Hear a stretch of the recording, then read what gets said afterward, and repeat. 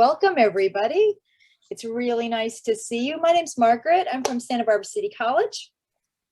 And my name is Melissa, and I'm also from Santa Barbara City College. And we're here today to talk about discipline alike faculty collaboration. This is our journey of our data inquiry and action team towards addressing inequity in the classroom. Can everybody see the screen okay? Everything good? It's lovely to see your faces if you feel so moved to be a live video, but if not, that's fine. All right, well, let's just jump right in. Our purpose in starting this team was to implement a meaningful faculty collaboration process that reflects data-informed strategies to increase equitable practices within our English 110 courses. Now, it doesn't have to be just English. I don't know what fields you're in, what departments you're in, what disciplines you're in, but the fact is this is about a discipline-alike faculty group. So we are really trying to tackle Pillar 4, ensure learning, because that's a really tough one. How do we do that? This was our way of attempting that. We thought we would look at one particular class, we'd gather all of the faculty. So here you can kind of see Melissa and I were the leads on this. We have the team members that were all English faculty and a librarian. And we had coaching by Dr. Al Solano. We had data training and support as well. And this was who comprised our team. So the first thing is get your team of discipline-alike faculty together. We create settings. So we met 6 times over the summer for 2-hour meetings, and then began our process.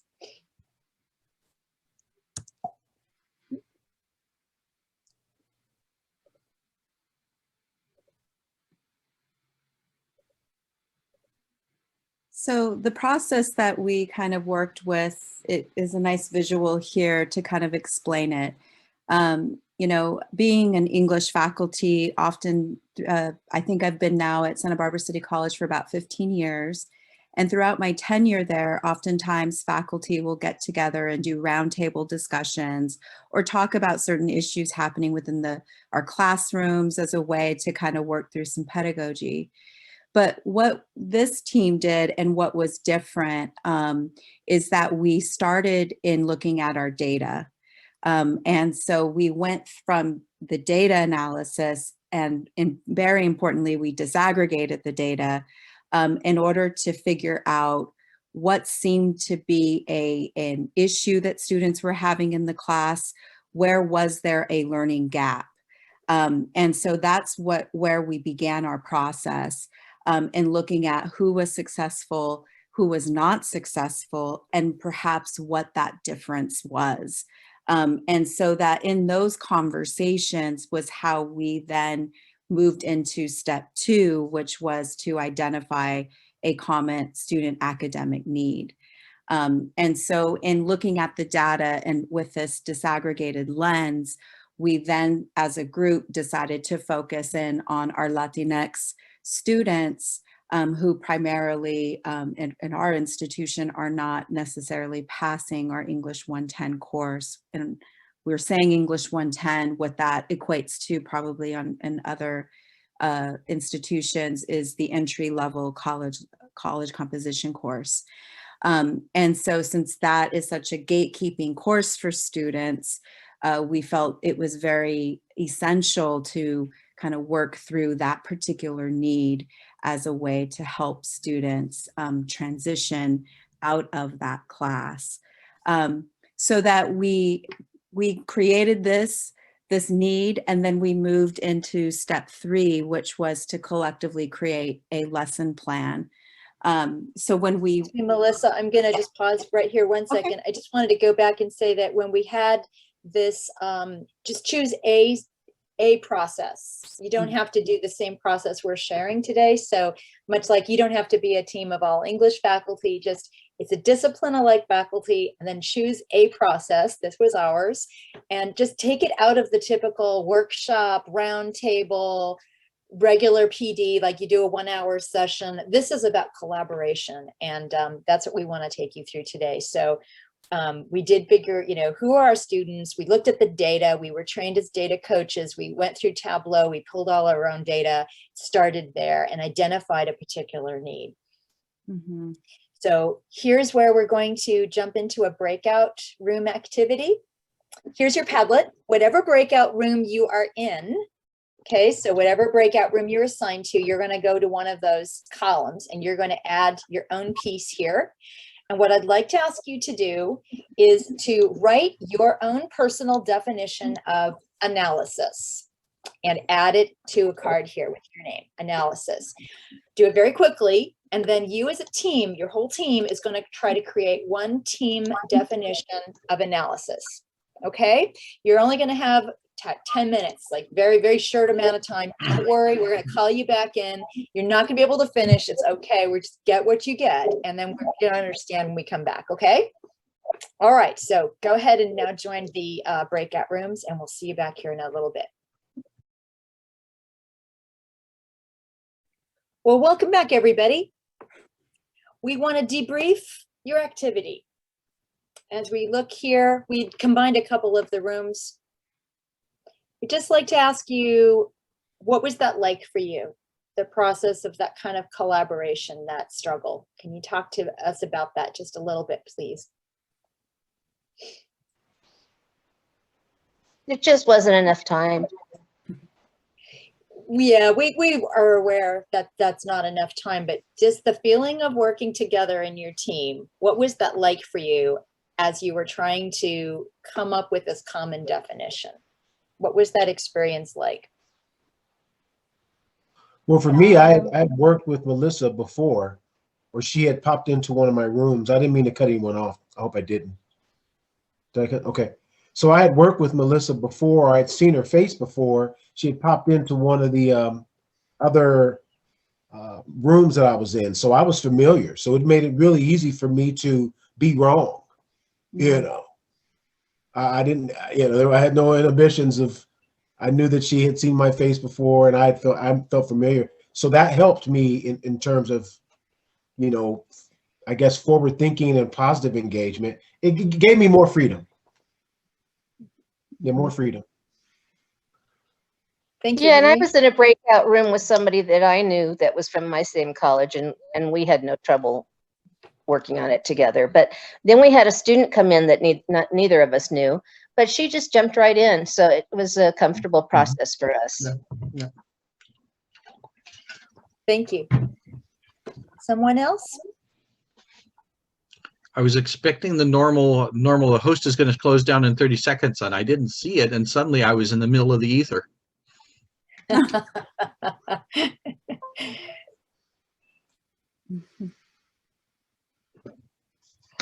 So we wanted to give you a taste of what our struggles were like. When we as faculty work, we typically do things on our own, or we go to these kind of one-off workshops or professional development. This working together as a team, this struggle as a team, was a very different experience for us. We chose analyze as what we wanted to focus on because it's a major skill in English and it's difficult to teach. And we realized that as faculty, we didn't have our own common definition of the way we'd approach it or the way we would go about defining it. And what does it mean to analyze? It took us, if you see what we wrote here, Melissa would say 2 meetings, Mm-hmm. 2 2-hour meetings.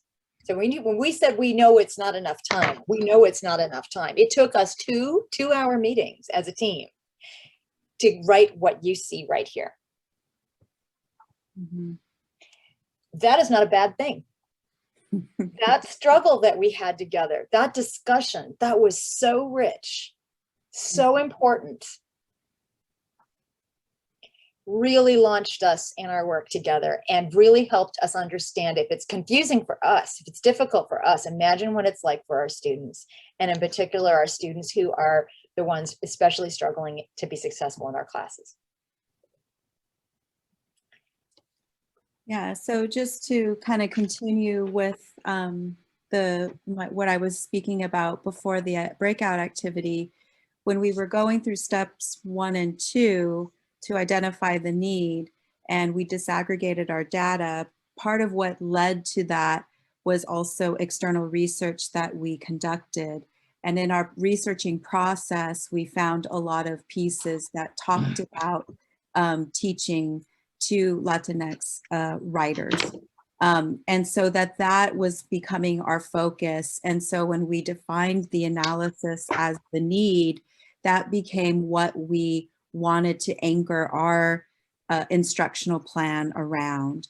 So that then steps 3 and 4 was that process where, again, we collaborated and worked together to create an instructional plan as a team. So when we went through this process, this was during the summer. So we set it out to where we had these meetings in the summer session. So by the beginning of fall semester, we were ready to teach this particular lesson. And because we wanted to do the step 4, the reflection and reflect on the student work together as a team, that was our work in the fall semester. So we had decided to teach this particular lesson plan about analysis at the beginning of the semester. So many of the instructors then placed this activity as either their week 1 activity. Some even had it as the kind of coming into the semester, since again, we were online and it was COVID. So a lot of folks were having kind of this pre-semester work, so that they placed it in either week 1 or week 2 of the semester. And so we basically worked through the 5 E's as a frame, which is, engage, explore, explain, elaborate, and evaluate, as a way that we developed our particular lesson plan. We created very specific learning objectives based on, again, a rubric that we collaborated on and developed. So, as Margaret was saying, part of this learning was not just about how to teach analysis to students, but we as colleagues were learning from each other on how to teach our students, because we all have strengths. And so that was part of the struggle, because, again, we have our way of doing things as faculty, but in this process of collaboration, it opened ourselves up to teaching differently and to using the skills of our faculty, our peers in the classroom, so that we were now not just one faculty member doing a lesson, but we were almost like 5, because we were kind of working based on what we had learned in the process together as a group. If I can jump in there and add to what my colleague is saying, is that how many times in our careers, and I've been teaching here since '97, this is the first time I've ever written a lesson plan with a team of colleagues. We don't typically do that. We never do that. Mm-hmm. Can you imagine a group of your faculty all together, getting together for all those hours and together writing one lesson plan? And it was from start to finish, everything, the same intro to the lesson, the same video, the same discussions, we created the graphic organizer, we created objectives for the lesson, we brought in samples of student work. And all of that was even after we had done research together and shared findings and looked up different strategies for culturally relevant teaching and all these other pieces that we brought in as a team. So we all developed that together.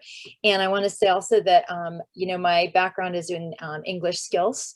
And there were a couple of us from that former department now in this team. And it was one of the places where we were able to help bring in like our perspectives of teaching students at the levels where we had been all those years to our colleagues who are teaching usually the more upper level students. And so there was that really interesting exchange where we would say, gosh, this is a really difficult text. Here's how I would scaffold it in my English skills classes. I would let the students know this is going to be really hard. You're going to watch it twice. You're going to read it twice. And here's an organizer for it. And we all were able to just really help give each other, like Melissa's saying, all these different perspectives.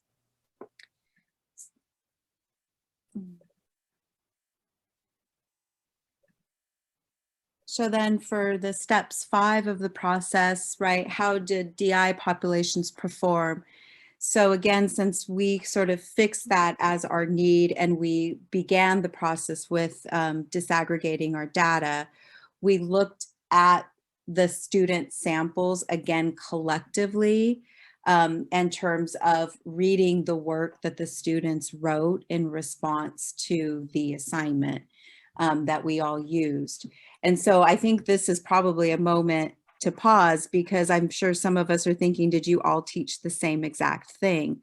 No, we had an instructional plan that we created, and then people modified according to maybe their own course content or how they could kind of slip it into their semester and where they wanted to go with the material, so that students were not necessarily reading the same text or responding to the same text, but they were following the same process that we kind of laid out in the instructional plan.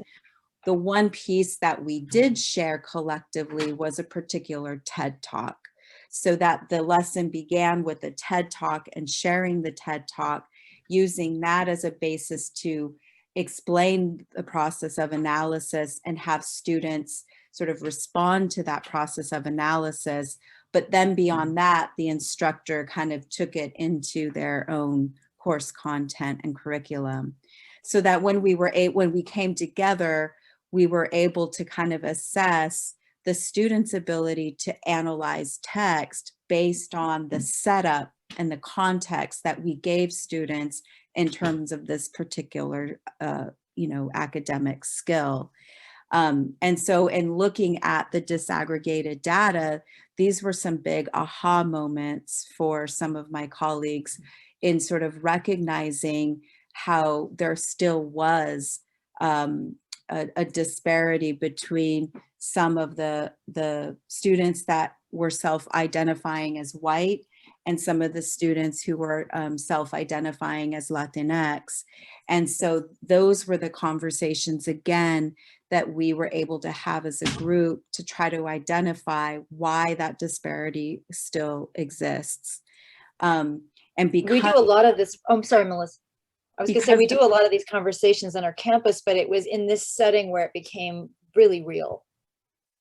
And so then when we moved into step 6, right, with the next steps and continuing, with this particular need and this academic need that we identified, we recognized during our work of step 5 that assessment was something that we needed to think further about, because we can, part of the learning is not just the process of the learning, but we realized part of it also is how we end up assessing the learning.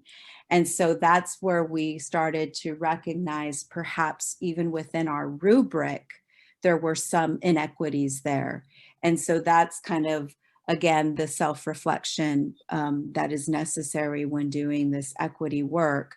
And so that became for us another aha moment in the process.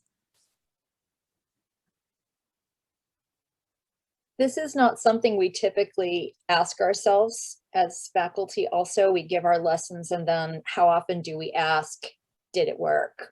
Is it working? Is it working based on our DI population? So this level of, that kind of question being asked by this cohort of faculty was really important also. We want to share kind of these 4 major takeaways here. Our key points is, residing at the intersection of data analysis and instructional analysis.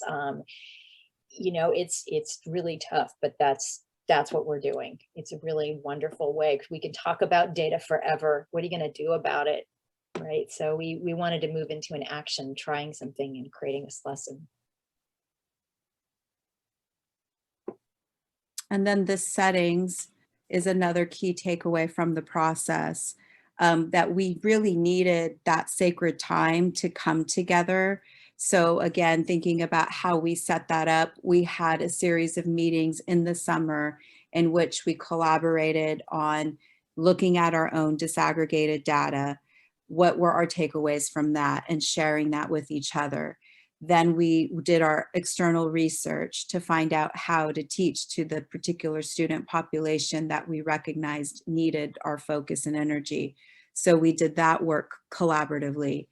Then we moved into creating the particular instructional plan. And so all over the summer, we had these series of meetings. And then when we came into the fall semester, we committed to meeting bi-weekly for an hour and a half so that we could continue these conversations.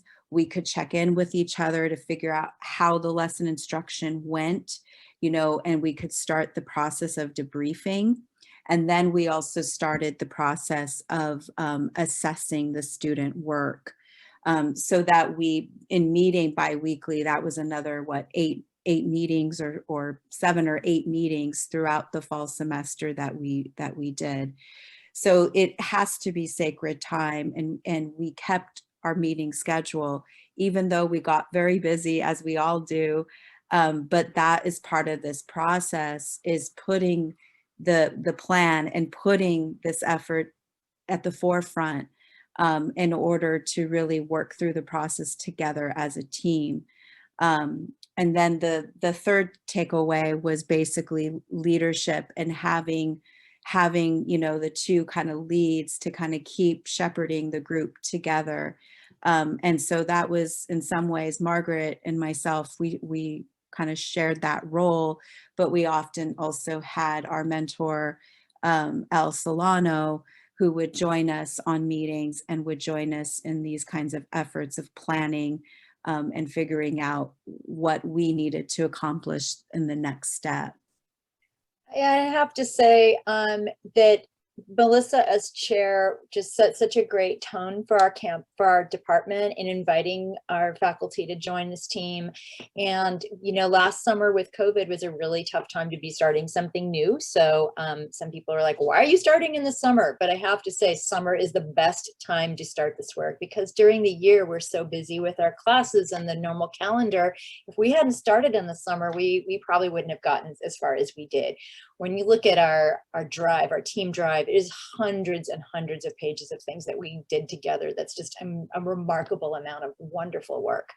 And it was that summer space and setting that really made it work. But having the department chair like Melissa that really helped bring everyone together in this way and having that vision for us trying something beyond our normal PD was key. And the last arrow we have here is equity, because inquiry is a lot more powerful than workshops. And it's what we're talking about this collaborative process, about bringing people together and making it be a live setting. We could talk about these things theoretically, but how do they actually work as a practice? Right. So doing this work as a practice made equity live off of a page and actually be in our team, in our work, in our discussions. And the trust that was built by this collaboration, the way we all really looked forward to our meetings together, because it was such a real and powerful time. And we all learned to really trust each other and to help support each other, even though things got tough sometimes. And that was good. It made it real. I just want to pause there because I'm seeing a question in the chat. If the DI students performed well, did all of the students tend to perform well? And I think that, yes, that's sort of the basis of equity, right? Is that we teach for the student who needs the extra support, because all the students then gain from that support. And so that was the goal. And that's why I was saying earlier in the step 5, when we were assessing the student work and assessing whether the assignment was successful, it was successful for the DI populations, but we still noticed somewhat of a gap. And so that's why we kind of came away with, we're thinking our assessment and the way that we're assessing the work might be something we need to now consider. so that, you know, we felt we were successful in teaching analysis with our instructional plan or how we set it up, but we weren't sure if the way we were assessing students was actually effective and equitable. And so that's kind of what we ended up in as a group. That's where we ended up, you know, kind of resting our discussion with. And we collaborated through Zoom. I'm addressing another question because, you know, this actually happened. So we started this project a year ago, summer, in fact, May. So it's almost coming up to a year ago that the team formed. And so it was May of 2020 that we started the work. Our campus was fully online in fall and spring semester. So we did all of this work via Zoom. And so we're hoping, as we are starting to transition to face-to-face, we may be able to do some of this work face-to-face over the summer and into the fall. But otherwise, we will just use the Zoom meetings to make this happen. I'm going to also thank you, Melissa. I'm going to address Angela's question. I think it may have been a little bit confusing. I think the question is about students being confused by an overlap in rubrics. So these were all one class, English 110. And so what we did was create one lesson for that course that everybody taught that first week. And it was a way of, we built in culturally responsive teaching ideas and saying, we're going to ask students to introduce themselves by talking about a way they use analysis in their own life, but we didn't use those terms. So we gave an example of a video of saying, so I love to roller skate, and here's the things that I do to learn about the different kinds of skates and wheels and tricks and things. And this is my example of analysis in my own life. And then we had them watch all the other videos, introductions of all the other students, and together, I mean, so we're building this whole piece together, and everybody did that whole thing their own way the first week of the semester. So it's not I don't think students would have an overlap because, you know, if they were to go next semester and that same lesson that's going to be done, it would be different because it's a different group of students and a different teacher, and it's about the collaboration. And we basically took our students to the similar collaboration you did and had them define a definition of analysis for the class based on everybody's observations of how they responded to a TED Talk. So we're not going to take you through the nitty-gritty of our lesson plan that we created. We just wanted to tell you the process of get your group of faculty, your discipline-alike faculty together, create a setting, time, and a place, the sacred space to do the work, lead them through a process that's different from your typical process, and let the thinking begin and let the collaboration start, and then together create something you can all do and really keep equity at the heart of it. I'm going to share with you we wrote a lot of, we asked people to write their some of their takeaways about how they felt about this work. And we'll read one of them with you, but these are all on our slides if you want to read them later. We'll read Eileen's, which is here in red. I'll go ahead and read this one. Often at the end of a webinar, the speaker will say, if you take one thing away, that's fine. I think what we have here are two takeaways for those who haven't been involved. One, the practical product, a shared definition of analysis, and a graphic organizer to help set up essay number one. Number two, the process, how I understand the equity gap. It is larger than I thought, and I am not as good as I thought I was in terms of my data for student success in terms of race and equity. To some degree, I think a large degree really, my performance is probably in line with that of the institution. AB 705 is asking so much of us, compelling us to do things differently and figure it all out on the fly. This is hard to take on in the space of our own crowded lives and teaching and campus responsibilities. This is why being part of a team that met over a considerable amount of time was so helpful. We got to focus and collaborate and do a deep dive that I can see has only just started. We will continue to see and do things the same unless we actively try to do them differently. Mm-hmm. And these are all wonderful pieces if you have the time to read them. Mhm. So continuing with step 6, and I'm seeing another question in the chat about if we're planning to continue, and the answer is yes. So we actually are starting a second cohort.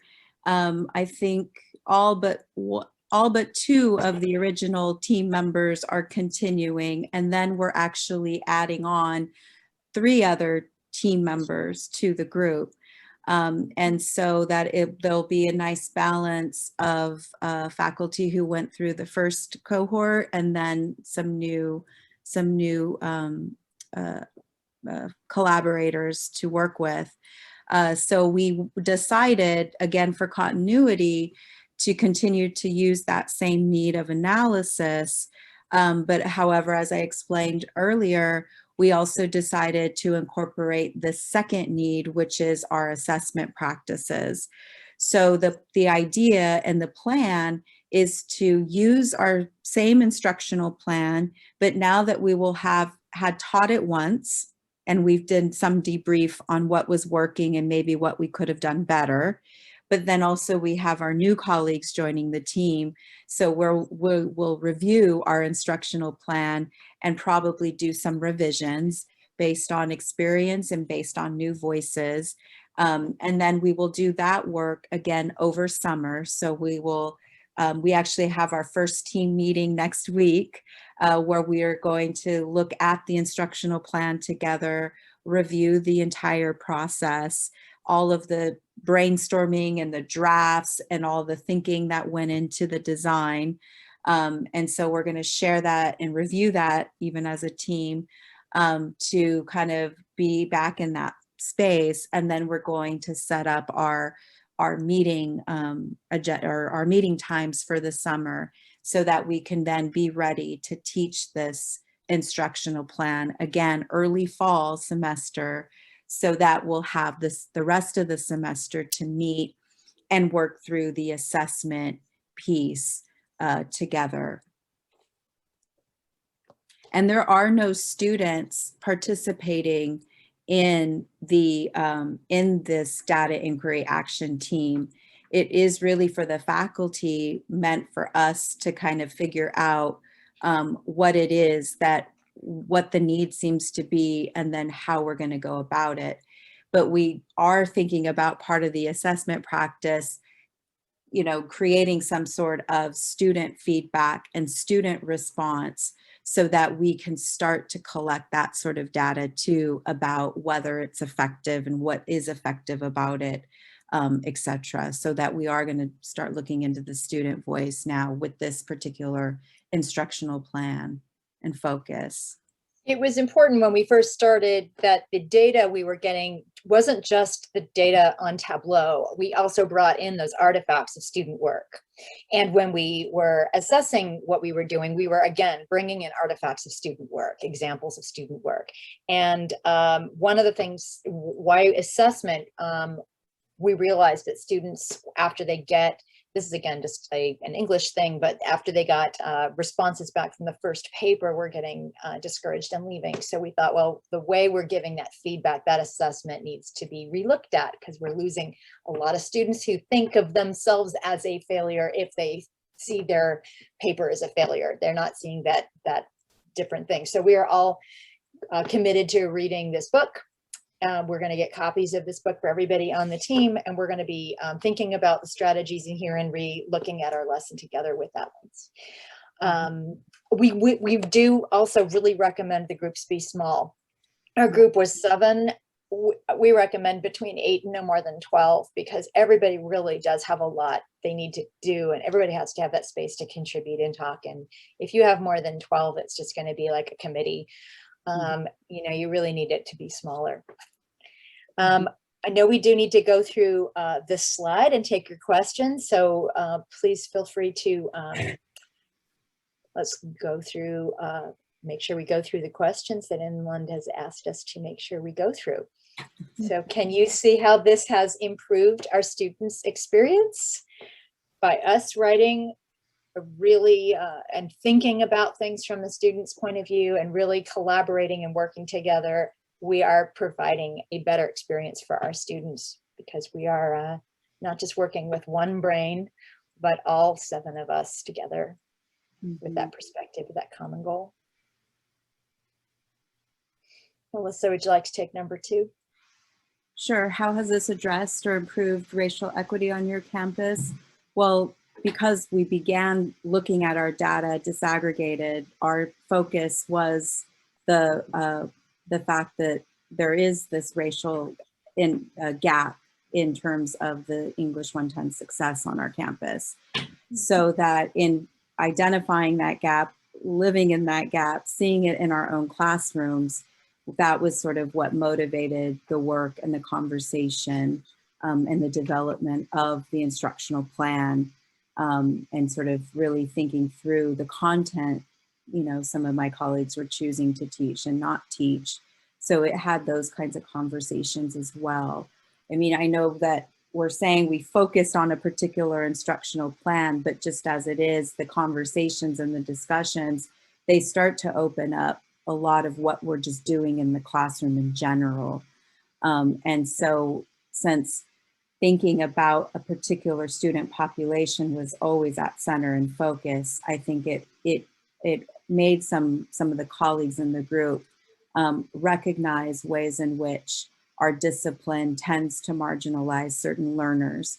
And so it was in those conversations that we were, I think, actualizing and really having courageous conversations about what race equity means, and especially in our discipline of English.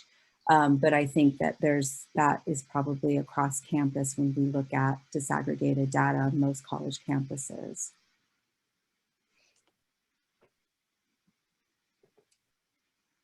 I think we've answered the question about data. The whole process started with being trained as data coaches and going into Tableau. We all looked at our own success data and disaggregated it, but it was really looking, and that was very important for us to get that perspective, but it was also really looking at our students' work as a collective, collaborative group of faculty that helped us identify a common need. And all of our experience teaching helped us identify which students that we felt could benefit the most from really looking at analysis, as that being a key barrier.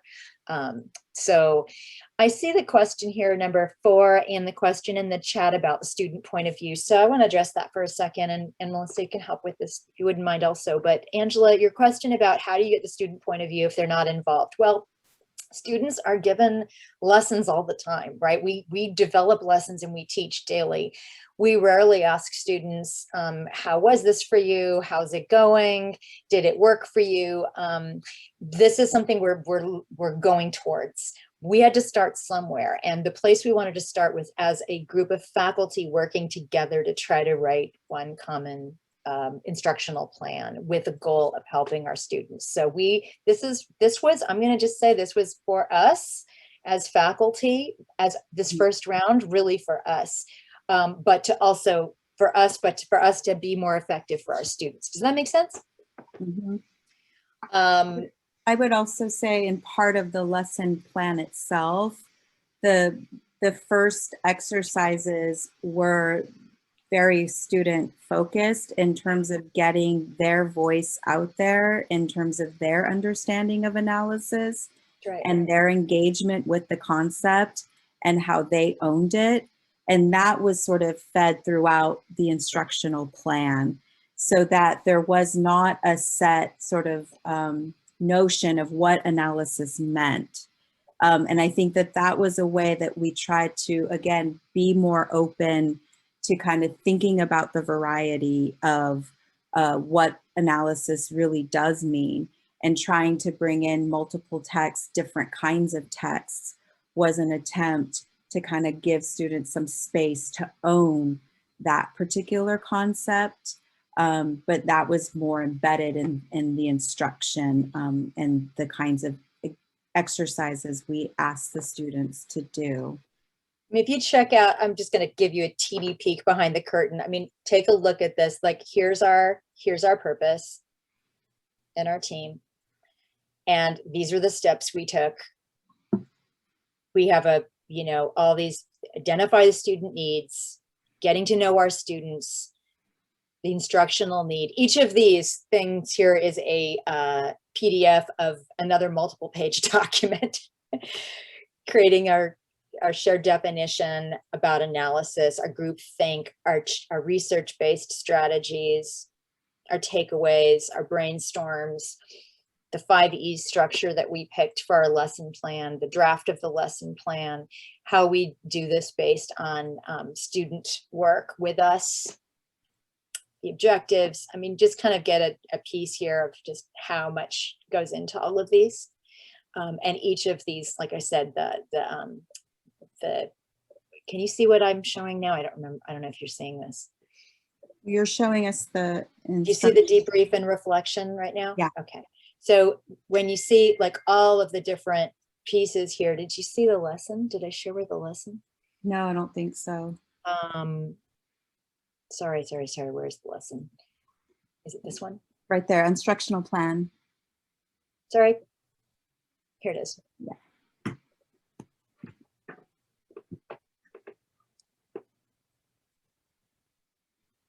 The use of the TED Talk, introducing the concept. We had pages that had the script we used. Here it is by the 5 E's, script ideas, the explore, the way the students responded to the videos, students taking the Google survey, saying, what did you think of this definition of analysis, the engagement, the exploration, how did it make you feel, asking students. So you can see we're asking students a lot of questions about how they felt, creating the definition together. So this was a very student-centered lesson and not from a student deficit point of view at all, student asset point of view. Hopefully you're getting kind of a sense of what this was like for us. It was a really incredible experience. Here's our assessment rubric for our graphic organizer. Again, we did all of this together as a team, which is, fairly unheard of in our disciplines. And it was a joy. Mm-hmm. So we would love to take 5 any minutes. questions. I don't know if anybody has any more questions. And we're absolutely not offended at all, Angela. We just wanted to explain it a little better. We're afraid we didn't explain it clearly. We love your questions, so please, no, not at all. We're Anybody thrilled else for your have any questions? I mean, I think mm-hmm.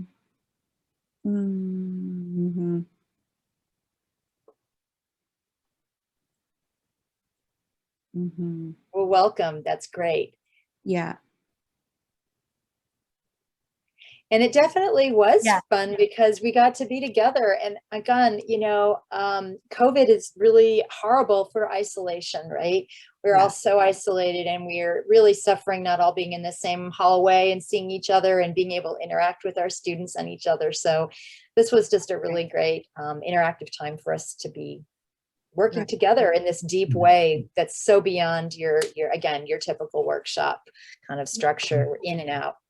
And I think I just want to go back to something that was said earlier when we were asking you to debrief and from the breakout session and how a few folks said, well, it felt okay because I knew the person I was with.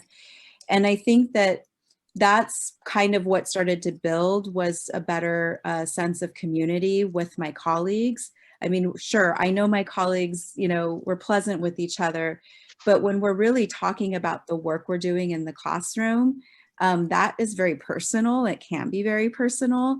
And so I think that was why I think we kind of say there's a little bit of a struggle because, we had to give up, all of us had to give up control because we had to all agree that we were going to do the same lesson plan. And so in that sort of giving up control, it really, I think, allowed us to kind of think more creatively and really be open to changing the way that we do things. Because I think, again, going back to the title of this work, that's what equity work is all about. It's meant to make the faculty uncomfortable at some point, because we might need to do that in order to reach all of the students in that space. And so I think that that was, again, I know it's in some of the takeaways, but that was really a powerful point of it. And we did share out the work of the team with our department, with the larger department. And that's how we got a few more newbies into the group for the second cohort. So that's the idea, is hopefully we can continue this work and again, go beyond the round table, which is something that our department always relied upon. So we would just listen to best practices and move on. But this was everybody sharing best practice to create another best practice and then see how it worked out. And then following the process was kind of essential, because again, it allowed us not to control it, but to follow what we needed to follow. Because I know that becomes a barrier sometimes for us faculty. And so that was very helpful to have something to follow and keep us accountable for the work and to keep going through the process. So that was something that was really quite powerful. Beautifully said, Melissa. Beautifully said. Yeah. Totally agree. We want to say that, you know, again, just get your discipline faculty together, get a small group of people who are willing to jump in and try this. Or discipline. Pick a process, discipline alike. Pick a process, pick a place and a setting, and just jump in and then look at your data, look at a student need, define a common student need, and then try creating a lesson together and go through that process, and you'll see what that feels like and how good it feels to have that collaboration together, which is just not something we do. We wish you all the very best. Please do reach out to us if there's anything we could do to help you in your journey as you start your own version of this process. And we really, really need to thank our wonderful coach, Al Solano, who helped us through the process. It really helped us to have a mentor to look to for this process. All right. Thank you.